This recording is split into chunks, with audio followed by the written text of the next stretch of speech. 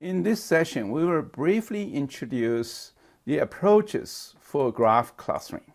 There are many methods proposed for graph clustering. We will just introduce a few.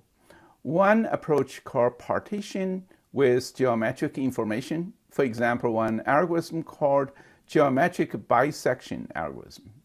The general idea is you will partition the graphs according to their meshes. However, in many rare graphs, especially social networks and many other abstract graphs, such geometric information is not available, is not really quite related. So that algorithm cannot be applied.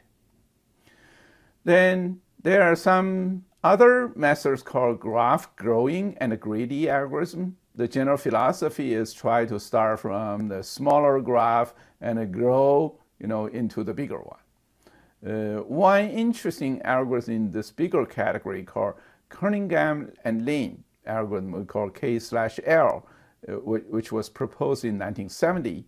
The general philosophy is we take a random partition, the graph into the required partition, then we can apply KL algorithm to it. This KL algorithm means at each iteration, we try to swap the pairs of vertices if we can increase the gain.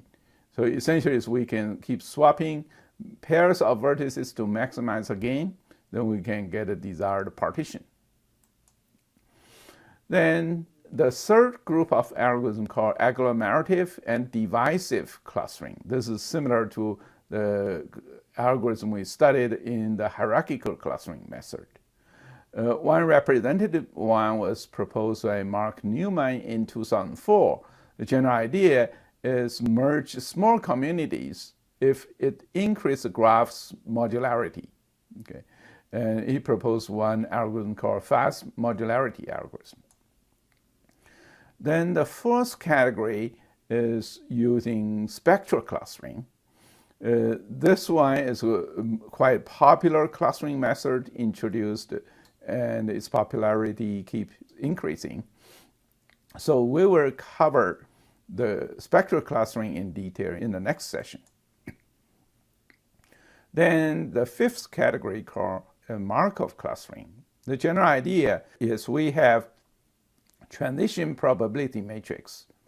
Then we will iteratively apply, expand, and inflate these two steps on transition probability matrix. And after that, we're going to prune away the smaller values in each column and renormalize this matrix. Then next iteration, we'll do this again. Due to limited time, in all these graph clustering methods, we will introduce the most popular one, spectral clustering, in the next session.